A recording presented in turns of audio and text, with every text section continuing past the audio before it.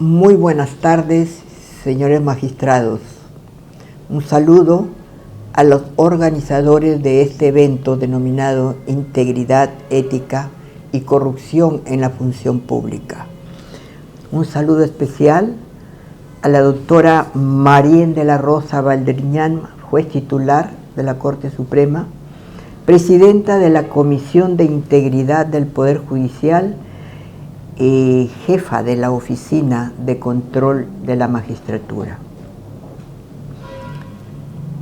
Quiero unirme a un saludo especial por el 44 aniversario de la creación de esta Oficina de Control de la Magistratura, que viene cumpliendo funciones especiales y que ha servido para ganar experiencia en el sistema de administración de justicia en cuanto a control, en cuanto a procesos disciplinarios de esta naturaleza y especialmente en introducir, mantener, sostener valores éticos e integridad en el servicio público.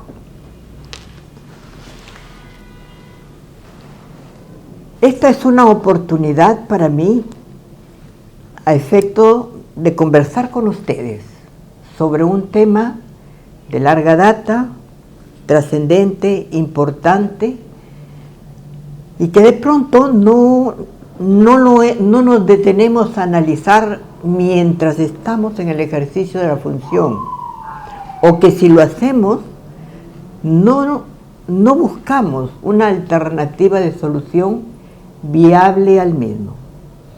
Vemos y escuchamos las críticas que recibe el sistema de administración de justicia y a quien se le tilda de corrupto, digamos para abajo, ergo de falta de valores en sus miembros. Si nos hacemos la pregunta de por qué no se puede erradicar esto, de por qué no podemos superar este problema pese a los esfuerzos de las autoridades, pese a todos los procesos habidos y por haber a lo largo del tiempo, tal vez podamos encontrar una respuesta, tal vez, porque absoluto no hay en la vida nada. En ese camino y en las experiencias que yo he podido tener a lo largo de mi carrera como fiscal, en todas las instancias del sistema e inclusive en mi cargo de dirección, he llegado a una conclusión, que tal vez el problema está en la forma de acceso a la llamada carrera judicial o fiscal. Los modelos implementados no han sido los idóneos, los ideales para lograr el propósito que todos queremos: ser una institución fuerte, respetable, confiable y con decisiones que sean legitimadas por la población. En ese camino, hoy quisiera recordar con ustedes este proceso que se ha seguido a lo largo de la historia.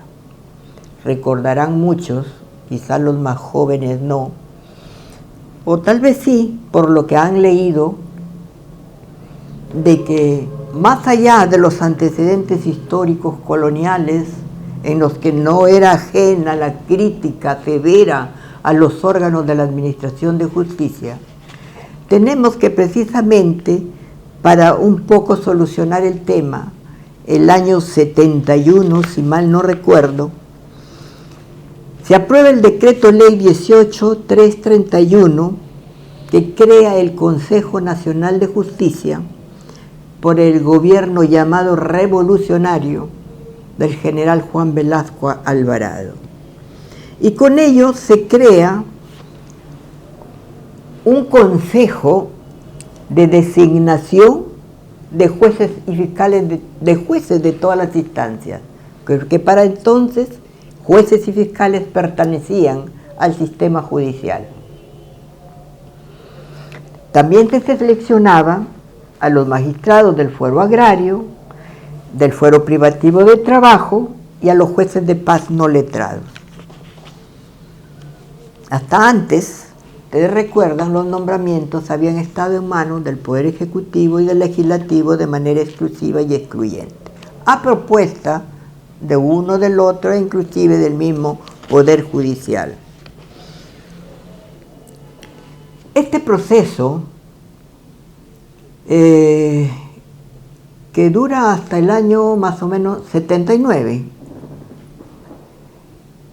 fue objeto de este proyecto fue objeto de revisión en la Asamblea Constituyente, pues la situación crítica de las instituciones de justicia no se había revertido.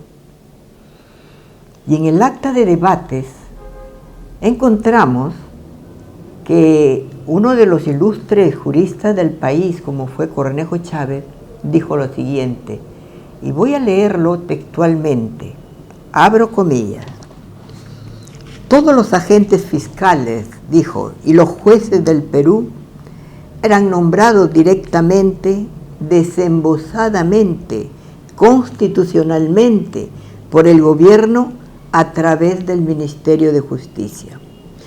Que todos los fiscales y vocales de las Cortes Superiores tenían exactamente el mismo origen y que los vocales y fiscales de la Corte Suprema eran elegidos aquí mismo, en el hemiciclo del Congreso, es decir, por el Poder Legislativo, que es el otro poder eminentemente político.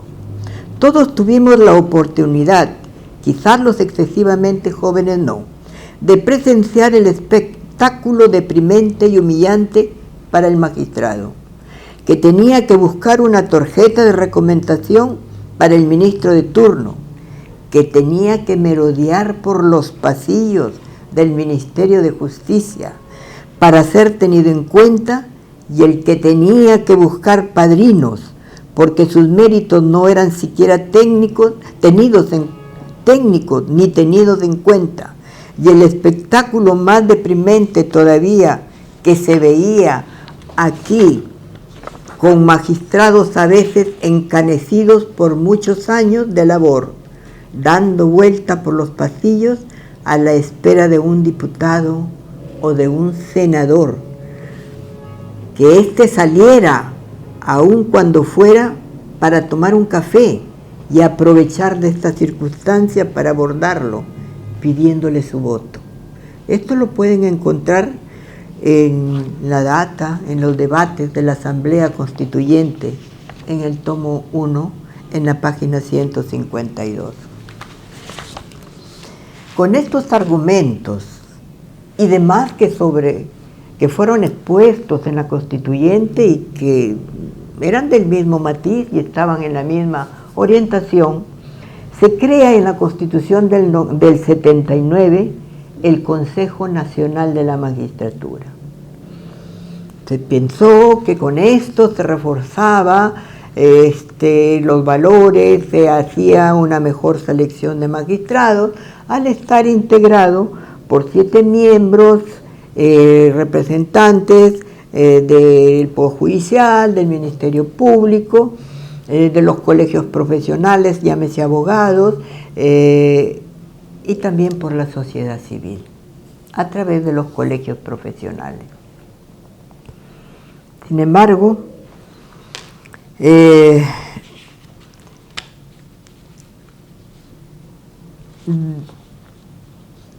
creo que todos conocemos lo que ha pasado con el Consejo de la Magistratura. En los primeros años no podemos desconocer que funcionó muy bien. Los representantes fueron escogidos de acuerdo con los perfiles que la Constitución y la ley orgánica exigía. Pero con el devenir del tiempo, eso se fue deteriorando, se fue politizando y corrompiendo. Y entonces la selección de los representantes de los colegios profesionales, de la misma sociedad civil,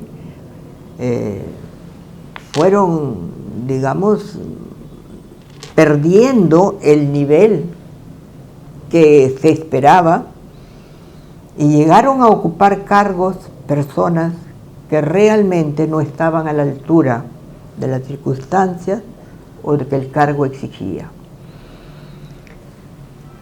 De ahí que hayamos visto que en julio y agosto del año 18, la prensa peruana publicó una serie de grabaciones que daban cuenta de actos de corrupción cometidos por los miembros del Consejo de la Magistratura, del Poder Judicial y del Ministerio Público. Dieron cuenta de la corruptela, de la forma en que se llevaba a cabo la selección y el nombramiento, que no era precisamente meritocrática, sino que tenía otro color, un triste color oscuro, que trajo por los suelos la imagen de todas las instituciones del sistema de justicia, ya venida a menos y que terminó por destruirla. Muchos pueden ser los esfuerzos de los miembros titulares y algunos de los miembros titulares de las instituciones. Pero cuando el usuario del servicio mira estas cosas, ve objetivamente algunos videos relacionados con la selección, aunado a otros comentarios de la conducta o inconducta funcional de magistrados. Y si a esto lo juntamos el retardo o el maltrato al usuario, encontramos que la situación no es precisamente la mejor y que ha llegado el momento de pensar en si debe o no continuar este modelo que se implementó indudablemente con la mejor buena voluntad de despolitizar el sistema frente a las críticas que se hacían anteriormente de que era la política la que tenía mucha incidencia en estas designaciones. Para pasar ahora ya no al color político, sino lo que es peor, al desvalor de la corrupción, al ilícito de la corrupción que ya penetra y daña y socava las bases de cualquier institución, de cualquier organismo y del Estado mismo. Y ustedes coincidirán conmigo que la respuesta que se dio a esto en el mismo año de 18, me parece, donde se crea la Junta Nacional de Justicia, que en realidad no es otra cosa que es un cambio de nombre al ex Consejo de la Magistratura,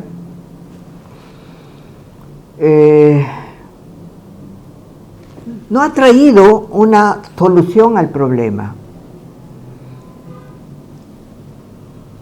Vemos que la situación se mantiene, que el desprestigio continúa, que la selección de magistrados se ha detenido y no hay una respuesta válida para los que desde dentro y desde afuera reclamamos.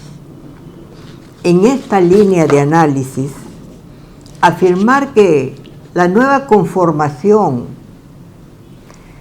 en la denominada o en la llamada ahora Junta Nacional de Justicia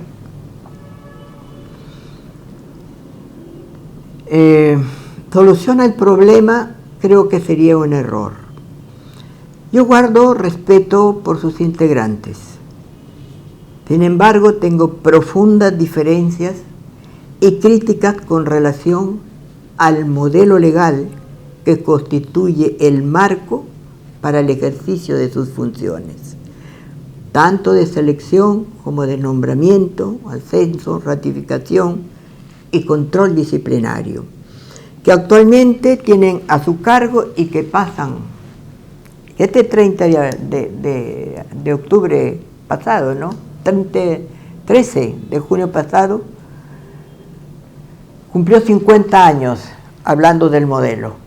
Cumplió 50 años de venir practicando esa estructura, ese modelo orgánico para la selección y demás de magistrados.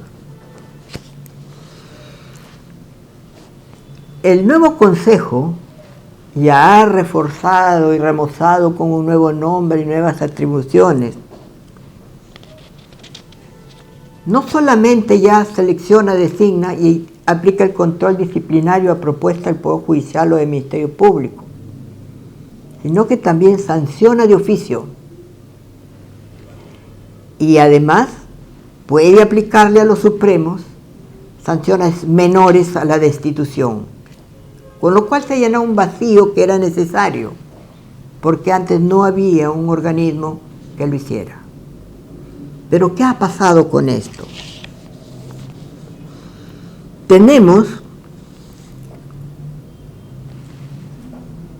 que las expectativas que se depositaron o que nacieron con esta aparente reforma no han sido satisfechas, como les dije,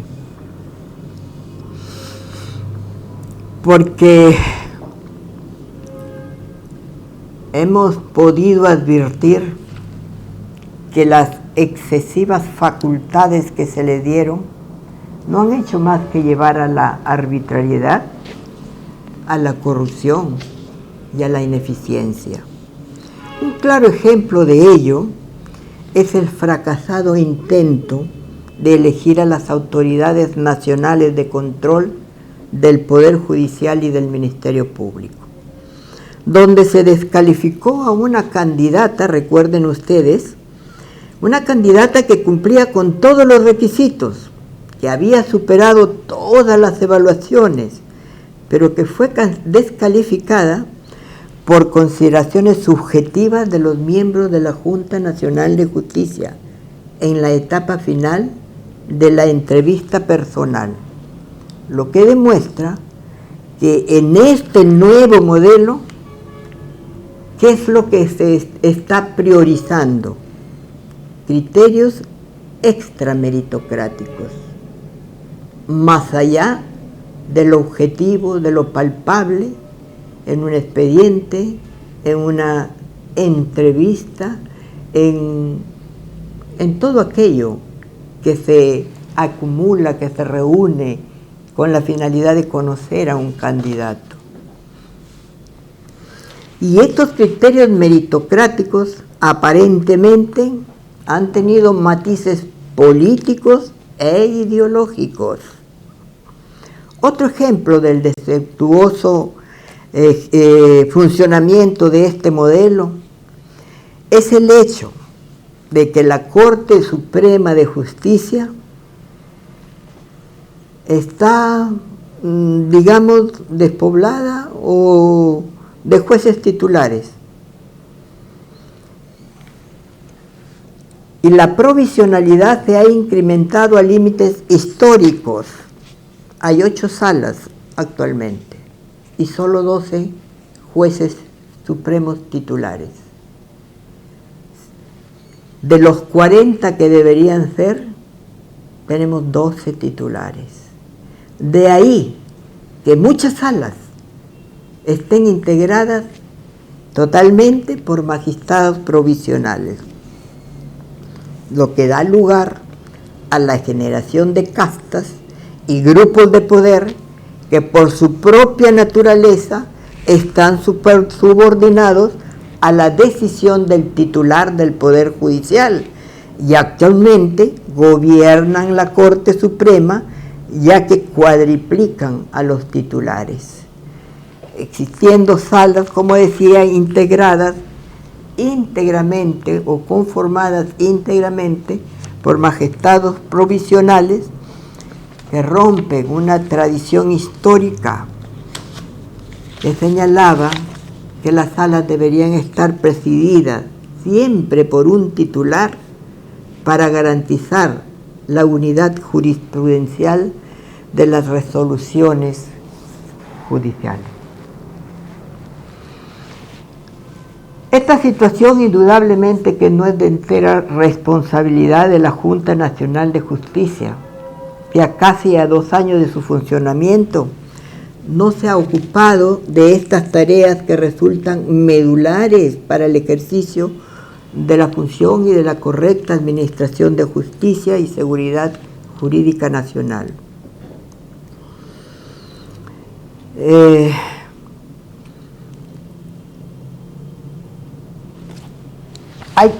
¿Y por qué digo que no es de su entera responsabilidad, aunque sí gran parte de ella? Y gran parte porque a pesar de los 2 años de funcionamiento que tiene, no ha convocado a los concursos para los titulares. Tampoco ha cumplido con las funciones de ratificación que la ley les encomienda. Se dedicó exclusivamente a un proceso, a los procesos disciplinarios y de manera selectiva, según los medios de comunicación le exigían. Y resolviendo, pues no sé si a la luz de investigaciones realmente serias o en base a información periodística únicamente. Eso habrá que determinarlo en investigaciones técnicas que seguramente se realizarán. Hay que reconocer, dije yo, que no era culpa exclusiva de la Junta, porque parte de todo esto es el marco normativo y una parte importante, pues así fue diseñado, en busca de soluciones, en busca de respuestas para la mejora del sistema de justicia, para encontrar la solución a un problema de larga data, pero una solución que fue ligera, que no fue pensada, que fue rápida y de respuesta coyuntural. Ergo, el resultado, indudablemente, que no podía ser el mismo, más aún si recordemos que la selección de los miembros de la Junta no fue, la que esperábamos, sino más bien un poco accidentada. De ahí que pensando en todo esto, conversando con muchos jueces y fiscales que considero serios, responsables y preocupados por sus instituciones y por la problemática nacional, es que me decidí a trabajar un proyecto de reforma constitucional que está dirigida, espero yo, a resolver de alguna manera o de una manera más eficaz el problema que se ha descrito, y que es el de crear una carrera judicial de acceso único a través de una escuela nacional de la magistratura, recogiendo en parte lo que puede ser bueno de la provisionalidad, pero también recogiendo la necesidad de la capacitación del magistrado frente a la problemática también existente actualmente y que nos habla de la crisis en la enseñanza universitaria. Creemos que para acceder a la carrera de la magistratura, los profesionales del derecho deben estar por encima del promedio medio del Foro Nacional. Pero ¿cómo lo logramos eso? A través de una escuela donde el ingreso sea a través de un tamiz muy fino y que por un tiempo que no puede ser menor a 2 años se les capacite de tal forma que logren adquirir no solo el conocimiento, sino las habilidades y destrezas para el ejercicio de la función. Además, que para ocupar el cargo deberán demostrar efectivamente su competencia profesional. Serán los mejores los que lleguen a acceder a los mismos. Previa práctica en calidad de provisionales en la vía, en cada uno de los despachos, llámese judicial o fiscal. Práctica dirigida, fiscalizada, controlada. Pasado ese tamiz, entonces podrán obtener el título de magistrados. Igualmente, pensamos que puede ser lo del ascenso, en donde deben tenerse en cuenta no solamente el nivel académico adquirido o el orden de méritos académicos obtenidos en los cursos de perfeccionamiento, sino la evaluación del desempeño permanente. ¿Cuántas sentencias, cuántos dictámenes salieron de conformidad? ¿Cuántos fueron revocados? ¿Qué pasó con la aplicación o inaplicación de las sentencias que tienen carácter vinculante? ¿Cuánta aceptación hubo en la comunidad respecto a las decisiones judiciales? Y finalmente, con el informe que debe dar el órgano de control respecto a las quejas o denuncias que podrían haberse formulado en el camino o en el tiempo que dure la titularidad en cada cargo. Como comprenderán, estamos en un proceso de afinamiento, pero la orientación básica va por ese camino. Creemos, a la luz de la experiencia recibida y adquirida en los años, que el control de los magistrados no puede ser externo. ¿Quién más que un magistrado de carrera puede conocer las dificultades en el trabajo? ¿Quién más que un magistrado de carrera para que entienda qué cosa es un proceso complejo y por qué el nivel de causas atendidas puede ser más o menos de un tiempo a otro? ¿Quién más que un magistrado supremo puede entender el porqué de cada cosa y cuándo realmente nos encontramos ante una conducta irregular o disfuncional? En ese sentido, pensamos que debe haber un sistema de control interno reforzado, pero al interior de las instituciones. Y espero que en eso podamos trabajar juntos y demos una respuesta, instituciones y Congreso, a este problema álgido para la sociedad, para el país en general. Y con ello, seguramente, en un tiempo no muy lejano, estaremos viendo la respuesta a lo que buscamos. Lo cual no quita que desde ya, todos y cada uno de nosotros, vayamos pensando en qué debemos hacer para que todo esto revierta. ¿En qué manera podemos asumir o podemos trabajar responsablemente? ¿Cómo logramos que la comunidad entienda, comprenda el problema?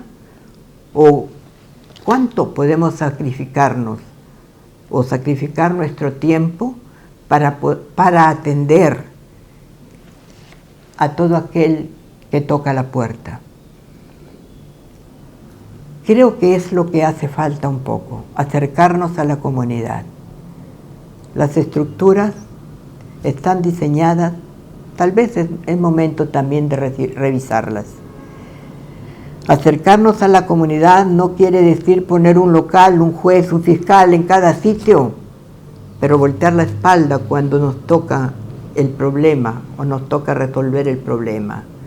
Acercarnos a la comunidad no significa incorporar un sistema técnico digamos, que logre decirnos estadísticamente en un momento cuántas causas tenemos, cuándo ingresó, cuándo salió.